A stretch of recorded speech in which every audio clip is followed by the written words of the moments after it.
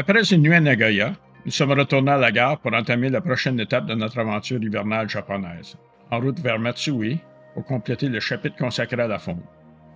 Nous avons pris le Shinkansen jusqu'à Okayama, puis avons transféré sur un train express local vers Matsue.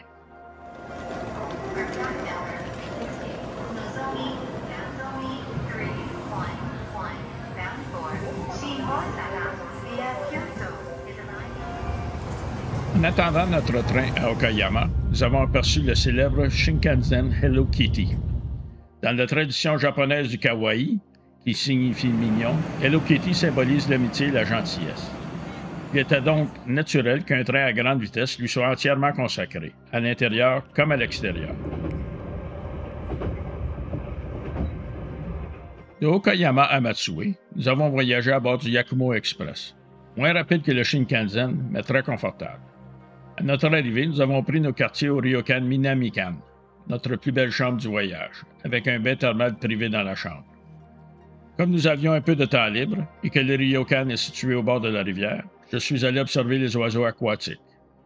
J'ai ajouté quelques nouvelles espèces à ma collection et assisté à un comportement inattendu. Un morillon huppé nageait sur le dos pour se toiletter.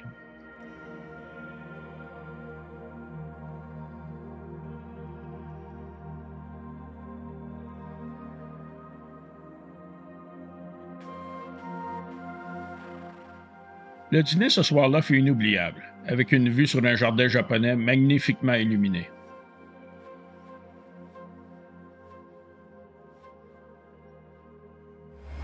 Le lendemain matin, nous avons repris un train Yakumo en direction de Hino, dans l'espoir de photographier des canards mandarins. Nous avions traversé Hino la veille. L'attente à la gare de Matsue fut divertissante, grâce à la variété de trains qui passaient.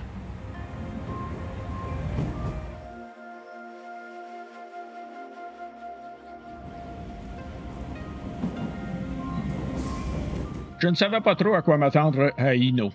Tout ce que je savais, c'est que le canard mandarin, Oshidori en japonais, est l'oiseau officiel de la préfecture de Tottori, et qu'il existait un observatoire à Hino. C'était un pari, mais qui valait la peine d'être tenté. Nous sommes arrivés vers 9 heures sous une pluie battante.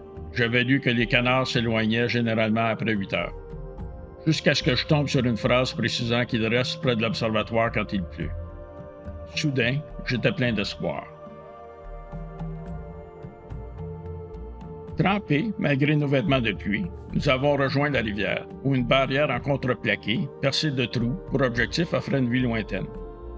J'ai pris quelques photos jusqu'à ce qu'un homme arrive, nous indiquant de façon gestuelle qu'il fallait payer des frais d'entrée. Mon assistante en équipement s'est chargée du paiement pendant que je continuais à photographier sous la pluie. Elle revint avec une bonne nouvelle. Il y avait une cabane chauffée pour les photographes.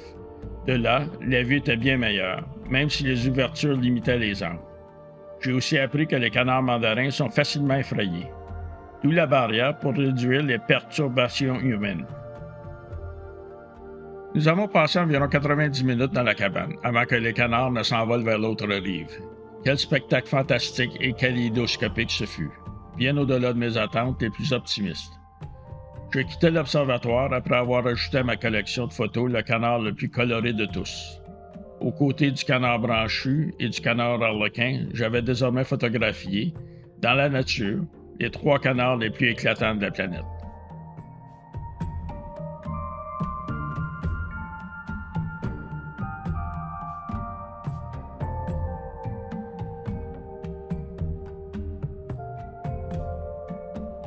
Hino était calme, c'était dimanche, mais nous avons trouvé un petit restaurant de nouilles accueillant, exactement ce qu'il nous fallait avant de reprendre le train pour Matsue. La partie fond de notre aventure étant terminée, il était temps de découvrir le riche patrimoine culturel de Matsue. La ville, enracinée dans l'époque Edo, qui dura de 1603 à 1868, était un arrêt idéal. Le Bukkei Yashiki, ou résidence de samouraï, fut reconstruite en 1733 après le grand incendie. Elle a été habitée par des familles de samouraïs jusqu'à la fin de l'époque Edo, lorsque l'empereur Meiji monta sur le trône. Restaurant en 2016, elle offre une immersion saisissante dans la vie des samouraïs. Un véritable voyage dans le temps. Construit au début du 17e siècle, le château de Matsue est l'attraction principale de la ville.